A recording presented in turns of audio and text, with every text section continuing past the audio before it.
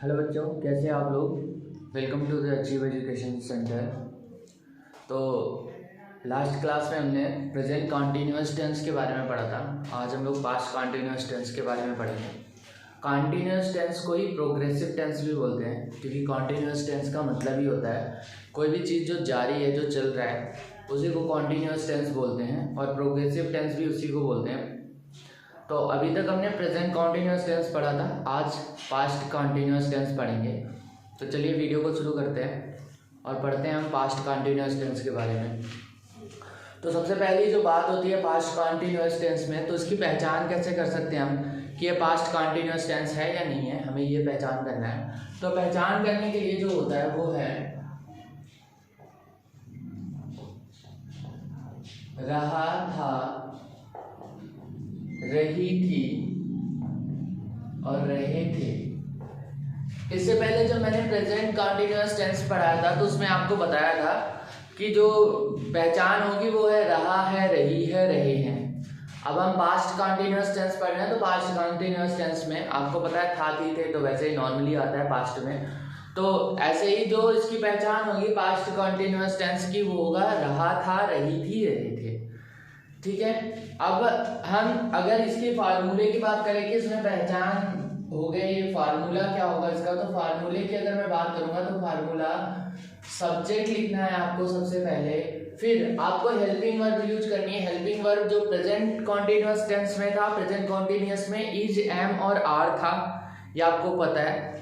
और इस टेंस में वाज और वर्ब होगा, तो वाज लगाएंगे और या फिर वर लगाएंगे। उसके बाद वर्ब में फर्स्ट और आईएनजी का यूज करेंगे, और फिर आपको यूज करना है ऑब्जेक्ट का। और इस सेंटेंस में जो भी चीजें आती हैं आपको फिर वो यूज करना है। तो सबसे पहले आप सब्जेक्ट देखोगे कि सब्जेक्ट कौन सा है, फिर वाज या वर, उसके बाद वर्ब फर्स्ट और आईएनजी। तो कॉन्टिन्यूअस टेंस में क्या होता है, वर्ब फर्स्ट होता है और उसके साथ आईएनजी का यूज किया जाता है। तो आपको ये देखना है कि वॉज लगेगा या वर लगेगा। अगर सब्जेक्ट सिंगुलर है तो आपको वॉज का यूज करना है, अदरवाइज अगर प्लूरल होगा तो वर का यूज करना है। और अगर प्रोनाउन की बात करूं मैं, तो वॉज कहाँ कहाँ लगेगा, ही, शी, इट और आई, इन सब के साथ वॉज लगेगा। बाकी सब जो बचते हैं वी, दे और यू, इनके साथ वर लगेगा। इसको मैं आपको बता चुका हूं, ही का मतलब वह जब लड़का होगा तब, जब लड़की होगी और वह बोले तो शी। इट का यूज आपको बहुत सारी स्पेशल चीजों में यूज किया जाता है, जैसे बारिश वगैरह हो गए, तो इट का मतलब यही निकलता है सब्जेक्ट के रूप में। जब बारिश वगैरह होगा तब इट का यूज करना होता है। इट के लिए मैं अलग वीडियोस बना दूंगा, आप उसमें देख लेना। आई का मतलब मैं, वी का मतलब हम, दे का मतलब वे और यू का मतलब तुम। इनके साथ वॉज लगाना है और इसके साथ वर लगाना है। अब आपको क्या करना है, इसके मैं एग्जांपल लिख दे रहा हूं, आप इसको करके देखिए ट्रांसलेट आप कर पा रहे हो या नहीं। तो सबसे पहले मैंने लिखा मैं स्कूल जा रहा था। तो मैं, इसमें सब्जेक्ट ढूंढेंगे तो सब्जेक्ट होगा मैं का मतलब क्या होगा, आई के साथ क्या लगाना है, वॉज, तो आई वॉज। अब वर्ब आनी चाहिए, वर्ब कौन है भाई, वर्ब है जाना। जाना को क्या बोलेंगे हम, गो, और गो में आईएनजी लग जाएगा तो going. I was going to school. ये हो गया आपका ट्रांसलेशन इसका। इसके बाद अगर मैं बोलूं वर्षा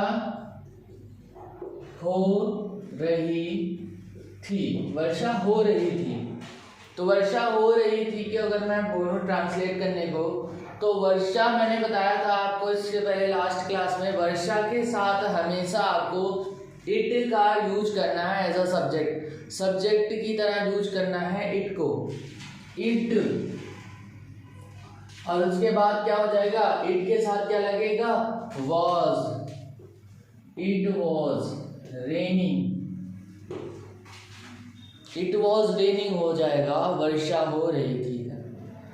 तो ये हो गए आपके सिंपल सेंटेंसेस, इसको ऐसे ही आपको यूज करना है। इसके बाद अब आपके आते हैं निगेटिव सेंटेंस। निगेटिव सेंटेंस में क्या करना होता है, आपको लास्ट क्लास में मैंने बताया हुआ था। निगेटिव सेंटेंस में क्या होगा, जो हेल्पिंग वर्ब होती है उसके बाद आपको नॉट लगाना होता है। यानी इसमें हेल्पिंग वर्ब अगर वाज वर्ब है तो वाज वर्ब के बाद क्या लगा देना है, आपको नॉट उठा के वाज वर्ब के बाद लगा देना है। तो जैसे आप इसका फॉर्मूला लिखोगे निगेटिव सेंटेंस का, तो पहले आपको सब्जेक्ट लिखना पड़ेगा प्लस में, फिर वॉज या वर लगाना पड़ेगा और फिर आपको नॉट लगाना पड़ेगा, फिर वर्ब फर्स्ट लगानी है और फिर उसके साथ आईएनजी लगा देना है और फिर ऑब्जेक्ट और जो भी अदर चीजें होंगी वो आपको लगा देना है।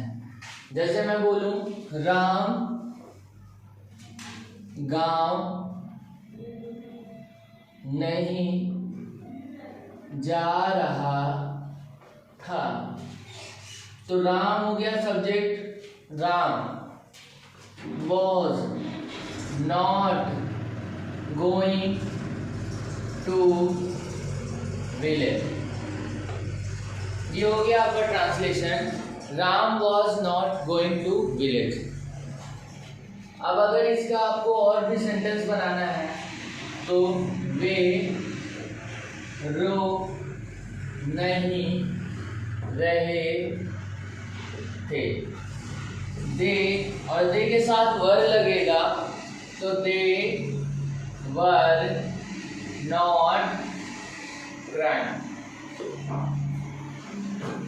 वे रो नहीं रहे थे, दे वर नॉट क्राइंग। तो ये आपके निगेटिव सेंटेंसेस हो गए।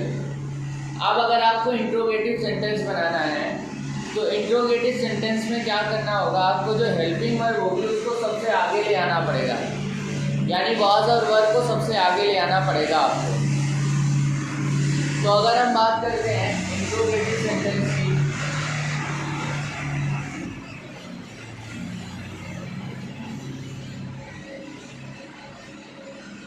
तो इंट्रोगेटिव सेंटेंस जो होते हैं वो दो टाइप के होते हैं, आपको बता चुका। एक होता है सिंगल इंट्रोगेटिव सेंटेंस और दूसरा होता है double interrogative sentence. Single interrogative sentence में क्या होता है, हेल्पिंग वर्ब सबसे आगे आ जाती है और डबल इंट्रोगेटिव सेंटेंस में WH वर्ड सबसे आगे आता है। तो अगर मैं इंट्रोगेटिव सेंटेंस की बात करूंगा, इंट्रोगेटिव सेंटेंस, तो इंट्रोगेटिव सेंटेंस में क्या होगा, ये दो पार्ट में डिवाइडेड होता है, सिंगल इंट्रोगेटिव और दूसरा क्या होता है डबल इंट्रोगेटिव।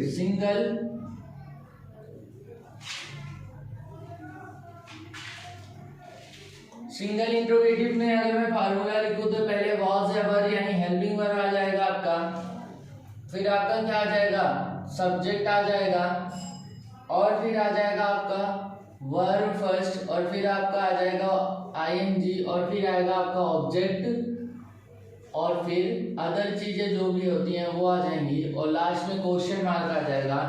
और अगर डबल इंट्रोगेटिव की बात करूं तो डबल इंट्रोगेटिव में WH वर्ड सबसे पहले आएगा, फिर जो ये पूरा का पूरा लिखा हुआ है इसको जो करते हो उसके बाद ऐसे पेस्ट कर देना है, तो वॉज वर आ जाएगा, फिर सब्जेक्ट आएगा और फिर वर्ब फर्स्ट आएगी और फिर आईएनजी आएगा और फिर ऑब्जेक्ट आ जाएगा और फिर क्या आएगा अदर, लास्ट में क्वेश्चन मार्क। अब देखिए अगर मैं सिंगल इंट्रोगेटिव सेंटेंस की बात करता हूं तो सिंगल इंट्रोगेटिव सेंटेंस जो होते हैं उसमें सबसे पहले जो यूज होता है वो क्या शब्द सबसे पहले आ जाएगा, क्या राम बाजार, क्या राम बाजार जा रहा था, क्या राम बाजार जा रहा था। और अगर इसको डबल इंट्रोगेटिव में मैं चेंज करूंगा तो इसका आएगा राम कहाँ जा रहा था। तो जो WH वर्ड होते हैं मतलब कब, कहाँ, कैसे, क्यों, ये शब्द अगर सेंटेंस के बीचों बीच आ जा रहे हैं तो डबल इंट्रोगेटिव होंगे और क्या शब्द अगर सबसे पहले आ रहा है तो वो सिंगल इंट्रोगेटिव होगा। सिंगल इंट्रोगेटिव में सबसे पहले आप इसका सब्जेक्ट ढूंढो, राम है, राम एक है तो अगर राम एक है सब्जेक्ट में, राम एक है, तो इसके साथ क्या लगेगा, वॉज लगेगा। तो पहले वॉज लिख दो, वॉज राम। अब जाना, जाना मतलब गो, तो going, was Ram going to market, question mark. इसको ट्रांसलेट करेंगे हम, राम कहाँ जा रहा था, तो वेयर, कहाँ को क्या बोलते हैं हम, वेयर। WH वर्ड आ गया पहले, वेयर। अब वॉज या वर लगाना, वॉज या वर लगाने से पहले सबसे पहले तो आप ये जान जाओ कि सब्जेक्ट क्या है, उसी के हिसाब से आपको वॉज और वर लगाना पड़ेगा। सब्जेक्ट राम है तो फिर वॉज लगाना पड़ेगा क्योंकि राम एक है, तो where was Ram going, question mark. तो ये आपके सिंगल इंट्रोगेटिव और डबल इंट्रोगेटिव है, जो मैंने दो अलग अलग पार्ट में आपको दिखा दिया। तो इंट्रोगेटिव सेंटेंस, नेगेटिव सेंटेंस और अल्टरनेटिव सेंटेंस, इसके बारे में बात हो गई है। तो इसको फिर से एक बार रिवाइज करते हैं। जो आपके अफर्मेटिव सेंटेंसेस होते हैं उसमें क्या करना होता है, सब्जेक्ट लगाना है, सब्जेक्ट के बाद क्या लगाना है, वॉज या वर लगाना है, फिर वर्ब की फर्स्ट फॉर्म, फिर आईएनजी, फिर ऑब्जेक्ट और फिर अदर। और फिर इसके बाद अगर आपको निगेटिव सेंटेंस बनाना है तो आपको पिछले क्लास में भी बताया था और इस क्लास में भी मैं बता रहा हूँ कि आपको हेल्पिंग वर्ब के बाद हेल्पिंग वर्ब के जस्ट बाद नॉट लगा देना होता है। तो आप क्या लगाओगे, सब्जेक्ट, फिर उसके बाद वॉज या वर, फिर नॉट और फिर वर्ब फर्स्ट, फिर आईएनजी। और आपको इंट्रोगेटिव बनाना है तो इंट्रोगेटिव में देखिए दो तरीके हैं। सबसे पहला सिंगल इंट्रोगेटिव, दूसरा डबल इंट्रोगेटिव। सिंगल इंट्रोगेटिव में क्या होगा, जो आपकी हेल्पिंग वर्ब यानी वॉज वर होगा वो सबसे पहले आ जाएगा, वॉज या वर, फिर सब्जेक्ट, फिर वर्ब फर्स्ट, फिर आईएनजी, फिर ऑब्जेक्ट और फिर अदर। और अगर डबल इंट्रोगेटिव बनाना है तो डबल इंट्रोगेटिव के लिए सबसे पहले WH वर्ड आएगा, फिर वॉज वर्ड आएगा, फिर सब्जेक्ट, फिर वर्ब फर्स्ट, फिर आईएनजी और फिर ऑब्जेक्ट और फिर अदर। तो ये होता है आपका इंट्रोगेटिव सेंटेंस। और ये जो टेंस था ये आपका था पास्ट कंटीन्यूअस टेंस। और पास्ट कंटीन्यूअस टेंस का दूसरा नाम पास्ट प्रोग्रेसिव टेंस भी बोल सकते हैं आप। तो पास्ट कंटीन्यूअस टेंस हो गया ये आपका। तो ये टेंस यहीं तक था। अब आगे हम जो टेंस पढ़ेंगे वो फ्यूचर कंटीन्यूअस टेंस होगा, उसको हम नेक्स्ट क्लास में करेंगे। मिलते हैं आपसे नेक्स्ट क्लास में, तब तक के लिए बाय।